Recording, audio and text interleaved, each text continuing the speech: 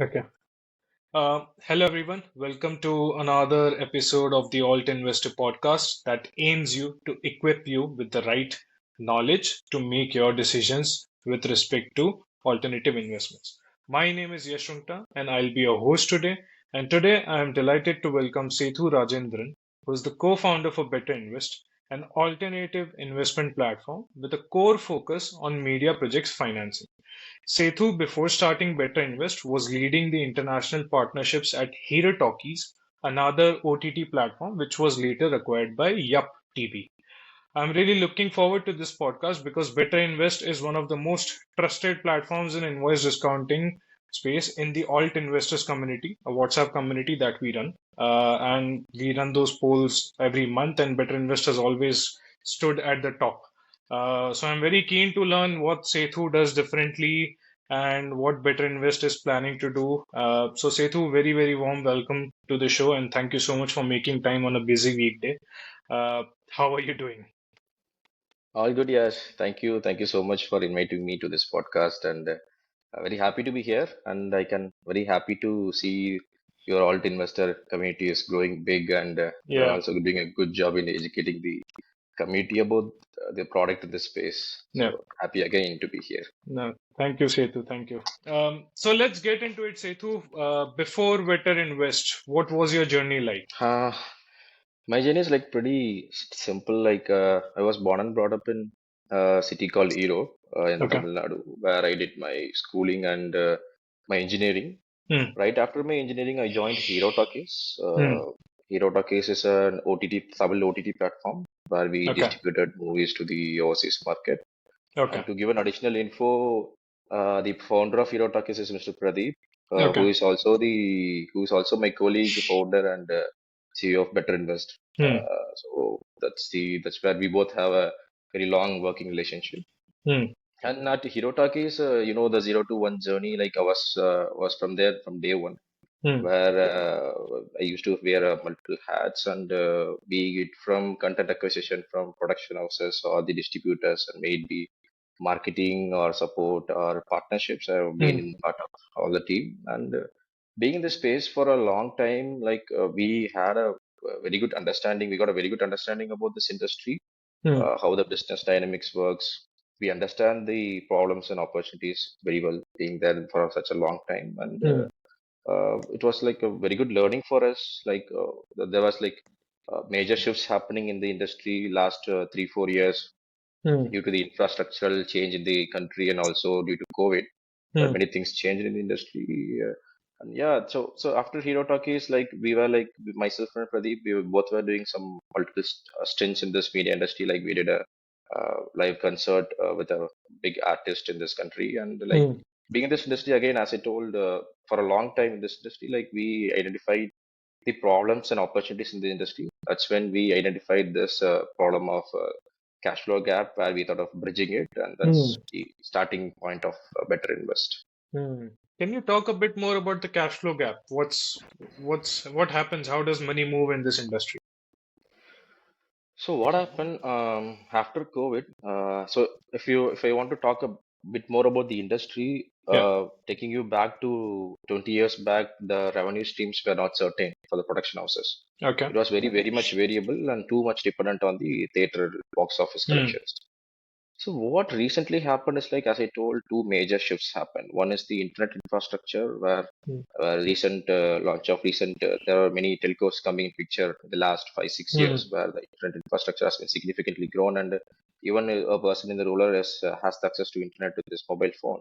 So that major happened that came up that opened the gates for the OTTs from global players. I mean, they were Hmm. already there, the place, but the subscriber base, the consumption significantly increased after that. Second major shift or second major turnaround happened after COVID, Hmm. where again the content consumption significantly increased through these streaming platforms. Where again the revenue streams for the production houses also like becoming more certain. Hmm. So what happened? These OTTs players. So before, as I told, 20 years back, theatrical revenue was the primary source. Now after COVID, OTT became the primary source of a production house. Okay. Again, the OTT purchase behavior, OTT, the way of they acquire content comes with a credit period where even though the revenues or the values are fixed or certain, that comes with the credit period where there is a cash flow gap for the production house. And this Hmm. cash flow gap or the capital is needed for scaling the business, like doing multiple projects, infusing the capital in the other movies, or promoting the movies to generate better returns for the movie in the theatrical revenue. Hmm. So there is a cash flow gap. So we wanted to fix that or bridge that cash flow gap through a secured asset class. That's how Hmm. the overall thought process and the better invest idea came in picture. Hmm. So did you start Better Invest from the idea of solving this cash flow gap, or did you start with the premise that Indians don't have better investment opportunities? And let's try and do something in the alternative space where they can have those sort of investment opportunities, and then basically you connected it. Sort of both. The first, as I told during COVID, I was Yeah. also like, personally myself, even my colleague, we both were like exploring multiple Hmm. investment arenas where we were like investing in arenas like so even stable and unstable investment products we were exploring. At that Hmm. point of time, we were like, we know this problem is there in the market or there in the industry for a long time, since Hmm. a couple of more years. So we thought, can we bridge this together? So Hmm. this is a there's a boom or there's a bull run happening in the investment arena. Can we bridge this both? So there are few players in the industry who are doing this bridging, but can we give that access to the investors? Now that Hmm. investors are keenly looking or exploring multiple investment avenues, so Hmm. why can't we connect both? Enable this investment opportunity to the investors who are looking for multiple asset classes to diversify their portfolio. So Got that's it. how this came into picture. Okay. Got it. So let's say now we're talking about movies. Can you tell us what type of rights are sold, let's say, against a movie? Because with like yesterday, I was watching a movie called Medan in PVR, Mhm. and Medan at the start, Amazon Prime first came, then the Star Network logos all came in, then I think some music partner came in. So what type of rights are basically sold against a movie? So there are four major rights, and there Okay, is an additional rights also. So the four major rights are like theatrical, okay, OTT, we can call that as a digital streaming rights, and then the satellite rights, which are TV channels, and uh, then the audio rights. And then okay, there is a fifth rights called overseas rights, where overseas distributor buys all the OTT theatrical together. So okay. that's the fifth one. So the first four are the primary revenue sources or the primary rights that the production house will look to monetize their content for. Okay. So in this four major rights, as I told, theatrical and OTT contribute to almost 75% of the overall total revenue to the project. Hmm. And let's say when you were running Hero Talkies and you wanted to acquire a content for your platform, would you acquire the OTT rights for that content from the producer? Or, Correct, correct. okay. So basically, if you have OTT rights, are they restricted geographically that I can only show this OTT, like that content in this geography? Correct, correct. At times, sometimes an OTT platform, if they have a global presence, they acquire worldwide. Okay. Sometimes it is India exclusive, and then overseas it's a non-exclusive. Sometimes it's overseas exclusive. It varies, but most of the if coming to Indian market, it's exclusive. Mostly they are going with exclusivity for that particular geography, Uh, and it's how it works. and when you were, let's say, running Hero Talkies, did you have to pay per view for these rights, or was it like I will give you, let's say, 10 lakh rupees. I want that content, for lifetime on my OTT platform or for certain years. Like, how does it work in the industry? Right. So there are two ways an OTT purchase content. So one is an outright deal, another is a revenue share basis. Okay. An outright deal is nothing but a OTT paying a fixed value and Hmm. acquiring the content. So may it be performing well in the platform or not performing well in the brand, they pay a fixed value and acquire that content exclusively for their platform. Okay. And there is another kind of contract called revenue share contract, Uh-huh. where the revenue is purely based on the views that the particular movie is getting on the platform. So, Hmm. for example, there are pay-per-view model you would have noticed in few Hmm. OTTs, and it's purely based on the views or the number of times that the user has rented the content or rented the movie. Based on that, they will share the revenue with the producer. Hmm. So predominantly 80% of the movies are purchased for an outright deal, and Okay. 10 to 20% are purchased on a revenue share model. I'm assuming the bigger movies will be done on a revenue shared basis than outright sale agreements. It's the way opposite. So the bigger movies are purchased on a outright Oh, basis, okay. and the smaller or new content or new actors Right. movies are purchased on a revenue share. Where if the OTT watch the movie and they want that particular movie to be go through the views, like they want to take it a run in Test our it out. platform and Yeah. see the performance of the movie and then share the revenue. There are cases where there's a hybrid contract for a Uh-huh. very big star movie. You would have noticed in some OTT platforms, even before they release the movie for the subscribers, they Uh-huh. put it on a rent model.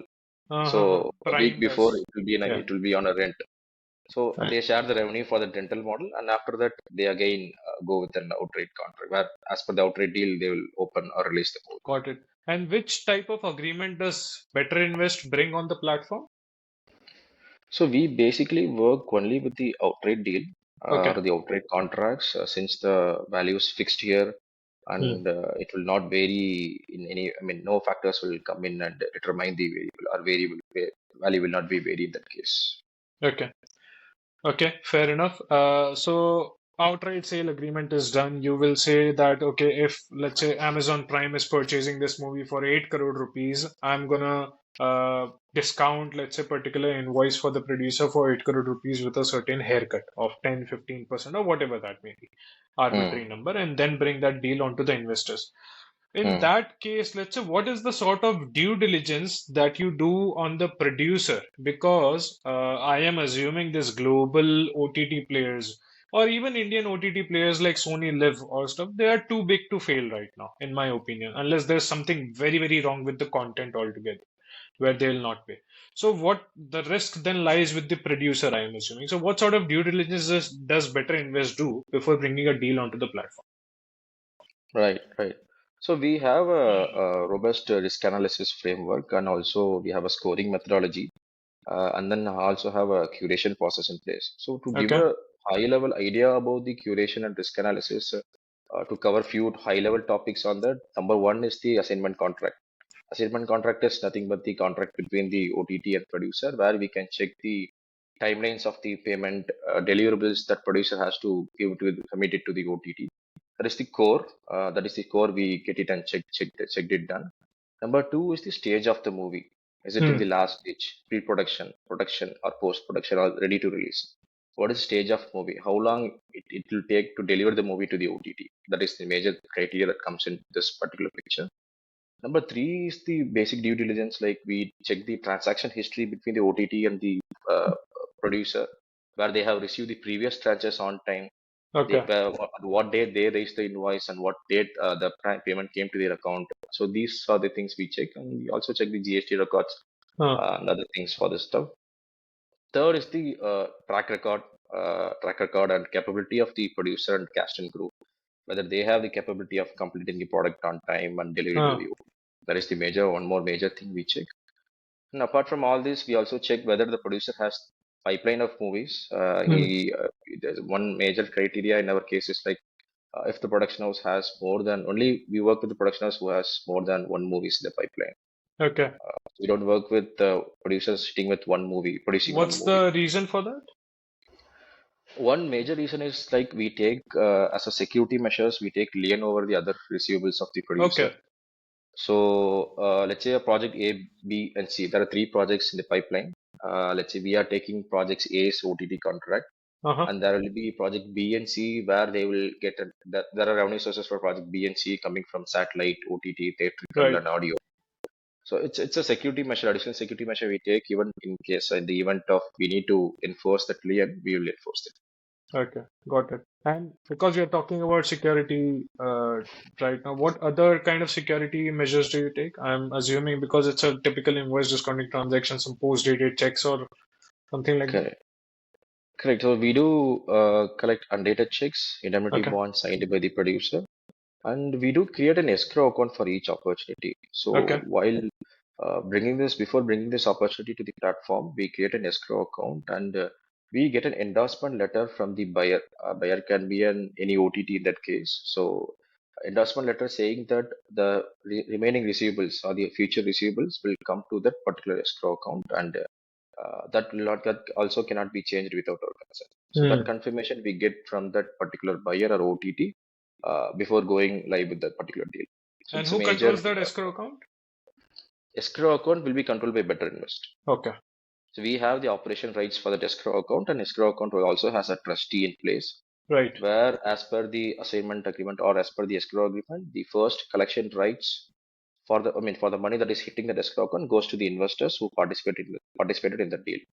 So Right. whenever the money is hitting the escrow account from the OTT player, the first collection rights are with investors, where we have to transfer the principal plus interest, and second Right. collection rights are with Better Invest, where we take our facilitation fee, and if there is a surplus or overflow, that will be transferred to the producer. So then there's no risk for the producer not paying per se if the platform or the OTT or satellite or somebody else, the buyer has already paid. Correct, correct. So here we are really dependent on the producer to pay back us. We are getting the money directly from the buyer or the platform or satellite buyers. In that case, Is it possible that the buyer doesn't pay? Has it ever happened? not happened. There has been delays. There has Huh. been case of delays, but there is a zero default history in that case. So No, but only for you, it's been Hmm. zero default. But has it happened ever in the industry? In the industry is what I'm talking about. In the Huh. industry, there hasn't been any scenario where if the product is delivered and there hasn't been scenario where the OTD has not paid or honored that particular payment. Only thing is when the product or that particular project is not being delivered, then there will be a delay or non-payment of that particular project. Hmm. Okay, got it. And in that case, I am assuming your due diligence would already catch that because you look at the track record and of the producer and everything. Correct, correct. And also apart from us, OTT also do their due diligence. Like Right, they don't work with all the production houses. They right. work with the production house who they have a long relationship with, who they feel they can deliver the content on time. So that is also another case we can take into picture. Got it. And I actually remember some of my community members were concerned that Better Invest doesn't show the security documents on its platform. Is there any specific reason from your side to not show those documents? Yes, so one major reason is like the value of the acquisition of that particular contract, and there are Right. certain confidential informations which we cannot reveal it or post it on the public. So that's something between the production house and the OTT, where they requested us to not to share it with the investors, and there are some proprietary informations on that. Hmm. Having said that, if any investors request us to share any type of security documents or all kind of documents for that particular opportunity, we can share. Hmm. We can Okay. certain documents we can mask the values and share.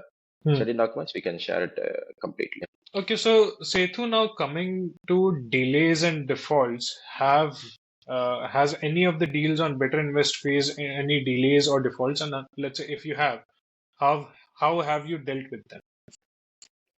Right.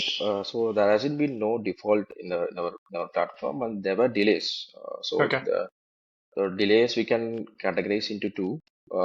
One is like the payment delay from the platform, and number two is the production or the release delay, where when a okay, product is being delivered late, right? Then the second criteria is very common in this industry. This industry or this asset class is prone to delays, hmm, as I tell. Like when it comes to the mitigation strategy or the learnings from that, the number one criteria we completely removed it by after we experienced the delay from the particular platforms that came to a negative list, and from then we haven't picked up any contract with the platform. Number one. Number two, coming to the criteria two, that particular delay risk is something that is unavoidable because of hmm, the nature of this particular product itself. hmm, To give you an idea about that, let's say a movie is planned to release on a set date. hmm, If any, again, this is not an industry basis release. So even if a Tamil movie is planning to release on a certain date, it is hmm, not only competing with Tamil movies, it is also competing with the other language big movies that is coming on the same date. So hmm, if any movie or any big movie is releasing on that particular date, obviously the producer will look to postpone the movie to a next good release slot to generate better returns in the theaters. Hmm. So this call he has to take to generate again to strategically to generate better returns on the theaters. Number one. Number two, the delay can happen in post production where that is where the CG works, dubbing, editing can happen, and it can also because of delay can be a week or 2 weeks or maybe a month. So Hmm. this is how this industry works, and like I said, this is an asset class which is prone to delays. The Hmm. mitigation strategy we have for this is like we always have a sufficient cash cushion to cover the Okay. interest for this delayed period. So Okay. even in the event of delay, the interest will Hmm. be still accumulated. So there will not be any hit in the returns, or there will not be any hit in the IRR in that case. So technically speaking, the money the investors has invested is still performing. The returns are very intact, and there is no hit. Yes, that there will be an extension of maturity date, if I Hmm. can tell that in that way. So technically, this delay is an extension of maturity date, where the Hmm. product is in completion stage, the product is yet to be delivered because of so and so reasons. So the maturity date is getting extended. Got it. Okay. So delay risk is one of the risks that investors should be really, really aware of. That Correct. it is Correct. possible your money will not come on a certain date. It might come in a little bit late also, or a little bit early also. Correct. Correct. So as I said again, the release can also be pre-point sometimes. Yeah. Sometimes a movie planned to release on set date, they can also come a week earlier. So that can Hmm. also happen. So that is why we have, if you would have noticed our platform, we always keep the tenure in a range where 3 to 6, 2 to 5, so that we educate investors that the money can come anytime in between these tenures. So that's how we Hmm. educate the investors, and also obviously delay is the major risk in this asset class, and we recommend investors who have a liquidity plan not to invest here because this asset class is prone to delays. However, the interest is accrued and also the returns are not intact. Here again, there is an extension of maturity that happens. Got it. And let's say if we have to talk about the OTT platform side, so let's say if Netflix has acquired a movie, the rights for a Mhm, movie, mhm, what is the payment structure like? Generally, I'm assuming that as soon as the movie releases, it mhm. will not go on Netflix the next day. It will wait out maybe 30 days or 60 days and then go onto the Netflix. What is the payment criteria for Netflix to pay after it comes on its platform? So each OTT has their own payment methodology. So to give Right. you an idea, on a common basis, all these OTTs, when they sign a contract with the producer or they purchase a movie, they pay an advance payment, and the advance payment ranges Okay. between 10 to 30 percentage. It differs from OTT to OTT and project to project. So Okay. commonly, it ranges between 10 to 30 percentage. The remaining 70 percentage is paid in sometimes in tranches with certain OTTs. Sometimes it's fully paid with certain OTTs. Okay. Right? The tranches will be like if the movie is completed, shoot is completed, they will pay now on one tranche. If the movie is released on theater, then another tranche. From theatrical release, it will take 30 days for the movie to release on OTT. So Okay. after it got released on OTT, they will pay in another tranche. Okay. If after 1 month of release of OTT, they will pay in another tranche. Okay. In some OTTs, they pay in one full shot. So after the movie is released on OTT, they pay it one full 70% is one full shot they pay. Got it. It differs from OTT to OTT. They have to give you an idea about that. The tranches might be shoot complete, delivery of material, and then the start date. Start date is the OTT release date. Right. These Okay. three are the major tranches we work with. And is this globally the same, the payment structure? It is same across all OTTs in India. Globally, it differs. Okay. Globally, some cases, globally there are like web series and there are Uh, movies which got acquired. Some cases it even goes multiple tranches after right. release on OTT. So it is like they even pay in 5, 6, or 12 tranches after release after the Wow. movie got released on the OTT. Okay. So that's how Uh, it works in the global market. Okay. Got it. Coming to the main product that you have, which is invoice discounting. Unfortunately, I think it's an unregulated product. It doesn't fall under the remit of SEBI at this stage. So are you planning to, structurize this product in a regulated manner, or are you planning to maybe apply for the OBPP license? Any thoughts on that? So we are exploring options in front of us. In this particular media industry, it demands like there are borrowers and there are lenders. Like there are producers, there are investors. Hmm. So there are big movies, there are bigger projects which is getting acquired by OTTs for the value of let's say 100 CR, 200 CR. Pan Hmm. India movies are getting acquired in that way. Like we are like exploring multiple options in that to fulfill that particular deals. Like we are exploring to like starting up a fund on our own, like AF structure is something that we are Hmm. exploring. Number two, we are also exploring NBFC options where we are planning Okay. to take up a license on our own to fund a different structure for a different structure of creators. Hmm. Number three, we are also exploring SDIs.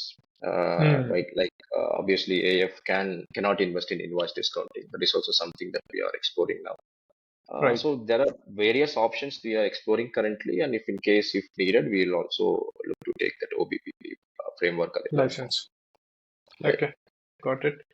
Thanks, Sethu. So let's say what type of investors should come onto your platform for investing? So this particular asset class is for the investors who have a very well diversified portfolio Okay. with a little allocation to the alternatives, and we also recommend investors to not allocate everything with the Better Invest again. We recommend them to allocate within the alternatives with allocate with other products as well. So Right. again, number one, this is not for investors who like to expose their complete portfolio with Better Invest. We don't recommend that. Hmm. Number two, this is also major thing is like we this is also for the investors who are ready to absorb the uh, risk of maturity Right. getting extended or the delays, Hmm. if we can say in that way. So as I said, this asset class is prone to delays, and we do have a mitigation strategy where the IRR or the returns is not impacted here in that case. Hmm. So technically, it's an extension of maturity date, and there's a liquidity lock there if the maturity date is getting extended. And if Hmm. someone who is planning to invest with the liquidity in mind, we don't recommend them to do it, as this Okay. asset class is to delay. Okay. Got it. And I've noticed your interest rates have been going down for a while. You started with, I think, 18%, and the recent deals are around 16 or 17% right now. So, what's the reason for that downtrend in interest rates offered to investors right Right. So there are two reasons. now? One major reason is like we expanding into the other industries. Like we Okay. started with Tamil, as Tamil industry was our forte. Then we moved to Telugu. Now we entered Bollywood, and we are exploring opportunities in Malayalam as well. So what Okay. happened here as we expanded into other industries, we were forced to regulate our returns because of the reason the cost of capital was different with different industries. Hmm. So the access to capital at Tamil at a cost was different, and the cost differs in Telugu market and then differs in the Bollywood also. So Hmm. hence, for that reason, we were forced to regulate the interest rates as we cannot go with the different rates for different markets. We want to regulate it and keep it common for across the industry. So that is the major Got it. reason for this particular action. And number two is our P&L. So it's Ah, majorly from a perspective of P&L, where right now we are in a EBITDA positive and profitable zone hmm. currently. So that is also one more reason why there has been some changes in the returns for the investors. Got it. And you're talking about cost of capital. I am assuming that access to capital for these production houses is not very easy via banks and NBFCs, or they have that access, but they still need much more support in terms of capital. Correct. So these producers can access capital from banks or NBFCs if again if they have their own personal collateral in that way. But a movie as a product is an IP, it's an intellectual property where Hmm. they cannot get the funds from these particular players, and they are heavily relied on the private players in each industry. And these Okay. private financiers in this industry, for example, if there is a private financier in Tamil industry, he is exposed only to the Tamil producers. He doesn't work with the producer in Bollywood or Telugu market. Hmm. Hence, again, the cost differs. That is the sole reason why the cost is getting differed with Tamil, Telugu, and Bollywood and Malayalam and Kannada. Hmm. Because of the reason, the exposure of the private financiers are within the industry and not outside the industry. That is one major reason why the cost of capital. Another reason is like their access to capital is only with this particular players. Got it. Okay. Fair enough. You recently launched one of the YouTube co-production as an opportunity. I think it's a new opportunity which you brought last to last week. Can you tell us Right. about that structure a bit more as to what exactly is that deal, and also what are the risks in those deals as well? Right. So it's a plain and simple co-production structure. It's like you co-producing a movie where the producers, co-producers share the revenue from for that particular revenue source of the movie. It's as simple as that. It is Okay, like the investors funding the YouTubers for producing the content that they create for that particular YouTube channel, and they share the revenue with the investors. It's a plain and simple structure. So in this structure, as I told, they are funding for certain content that needs to be created. The number of videos is defined in the contract, right, and the tenure is also defined for how long this content will be being produced and how long the revenue share will happen for that particular project is being defined in the contract. right, So it's a plain and simple co-production structure. And coming to the security part, like how we do in movies, we do get the data checks and indemnity bonds signed by the hmm. YouTubers, and also we make the again account change will obviously happen in the YouTube The escrow, assets. Yes, bro, correct. That also happens, and then obviously we take the additional security feature as the lien. We also take a lien of the backlog categories, which is the categories that the videos that are there in the library, the right. whatever revenue that particular category is generating, that also we take a lien over So as does a the security. investor, yeah, sorry. So does the investor get a fixed return or like almost a fixed return kind of thing in this deal? We framed it in that way, as the investor wants to get a fixed return. So Uh-huh. number one is like when it comes to our curation process with this particular YouTubers, we are like right now we did one pilot project which we Right. listed on the platform. Like we are now in the monitoring stage, and we'll plan to go big after a couple of months. So Hmm. with the different, also exploring in some other structures also in this space. So one major thing is like coming to curation, we like work with only categorizing these YouTubers as macro and mega, like more than Okay. 1 million subscriber users. And we did a pilot project with a YouTuber who's a top YouTuber in the Tamil industry, Tamil language, and they have been in this content creation space for more than a decade. So they Wow. are in and out of YouTube. They have their own OTT platform. So one major curation criteria is the revenue source. So Hmm. they shouldn't be dependent only on the YouTube revenue. So YouTube Hmm. revenue for this particular project is like what we did the project is 30%. The other 70% is coming from the other sources like brand collaborations, revenue from Meta, revenue from the OTT platform. So that's Hmm. how we revenue. So revenue streams are the major criteria how we curate these projects. And number two, coming to the fixed revenue part, which you asked, since these YouTubers have multiple revenue streams, and Right. this is something we can also as an YouTuber yourself, you also will have identified the Hmm. accumulated revenue for that particular month will be known in the first week of the month itself. However, the Yeah. money will get hit in account only in the last of the month. Yeah. So a month before or 3 weeks before itself, we will come to know what is the revenue accrued for that. If Right. it is something that we obviously frame that eligibility based on that, even there is a dip, we will have a sufficient cushion and we'll put that eligibility. If Okay. even there is a dip, we will cover it from the other revenue sources before the month end comes. So we are Hmm. trying to keep it as a fixed payment. Okay. Got it. And why did these YouTubers, let's say, agree to these kind of financing arrangements? Because this looks like more compliance burden from me from their point. Go So ahead. coming to the YouTubers part, they need capital for certain reasons. Major Hmm. reason is the expansion of their business. For example, the YouTubers need the capital to buy equipments to expand. Again, they infuse the capital for the team to scale the business, to infuse the Hmm. capital to create. Obviously, content creation. Heavy YouTubers put it in the content creation part, produce the contents, and majorly also to start a new verticals. There are YouTube Hmm. channels who have different kinds of verticals where they cover entertainment. They do original web series. They also want to cover the sports arena. So there are different requirements for YouTubers. Obviously, that is why they are in need of capital and they are like looking to exploring for the capital options. Okay. Got it. Any other interesting things that you're planning to bring onto the platform in next 6 months or 1 year? Yeah, apart from the movies on YouTube, we were exploring TV serials like satellite industry, also one big industry apart from movies. As we Hmm. all know, satellite TV series is all something that has been generating very great returns so far in the industry, Hmm. and that is something that we were exploring previously for the last 3 4 months, and we are planning to launch that TV serial products in the upcoming weeks of the platform. Anyone can see the first deal going live with the mostly probably next couple of weeks.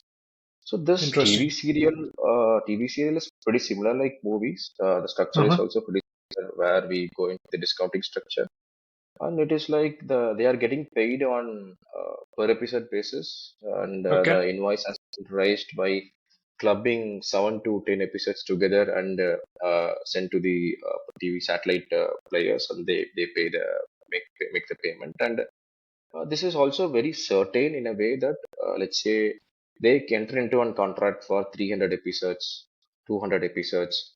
And Hmm. they always keep a pipeline of 20 episodes, the satellite players, and obviously they have to make the payment to again produce the content, because these episodes are like it has to go on, keep going on. Yeah, yeah. Payments are like it has to be in a steady flow for the producer to shoot and Got it. produce the content.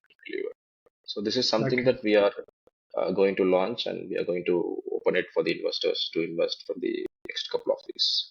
So will it be like you will bring a discounting deal onto the platform? The investors will get money in tranches probably every month or every quarter or something like that because, satellite rights buyer will keep on paying for per episode. Correct. So we are exploring that. So there are two Ah. ways we can club it. One is like clubbing all episodes and making it as a regular payment, a regular monthly payment. That's one option. Second option is like a bullet repayment, like how we do with Hmm. movies, where there will be again the deal value will be small, 20, Yeah. 20, 20 lakh each month. We can put it on a deal and we can do it that Hmm. way also. So we are Got it. exploring both the options. Both options will come in the platform, and we'll see the traction, like what investors are looking for. Are they okay with the monthly Yeah, payment yeah. tranches, or they are looking for a bullet review? Got it. Great. Thank you so much, Setu. Lots of insights on the media industry, and I mean, it's a very opaque world for me. Actually, I've never understood how the whole financing thing works. So this is very helpful to understand from an investor point of view as well. Um, to end it, and we ask this fun question to everyone. Let's say, how is your own personal wealth invested across traditional and alternative instruments? Mhm. So my portfolio is pretty straight and very simple. Hmm. My 70% of the allocation has been with the traditional products like Indian stock market through mutual funds and direct stocks, and I do have invested in gold, real estate, Okay. and then even in FDs. And 30% of my allocation has been with the alternatives, and Okay. all the exposure is with BetterInvest. So Uh, I do invest in deals. okay. Do you not go So on other platforms to try what they are doing? I have tried. I have tried with all the platforms. Uh-huh. I'll definitely do an investment with all the platforms. I have tried it as well to understand the product, how it Yeah, yeah. works, and all the other things. Obviously, as a platform, I have to explore Uh-huh. and what is happening, or to see what is happening. But yeah, apart from that, my exposure is all with Better Invest, and Uh, it is like it is from the day one when we started listing opportunities on December 2022. From the hmm. deal one, I have been participating in this. Obviously, I cannot participate in all deals because of the Hmm. investment value that it has. But yeah, all my Okay, exposure good. are with Better So you Invest. have skin in the game. Good. That's good. That's good. Great. Thank you so much, Sethu, again. Thank you so much for your time. Loved having you, and I'm sure this will be very helpful for the viewers as well. Thank you. And Thank you, Ash. Thank you so much for having me here, and thank had you. a nice chat with you. And thank you so much.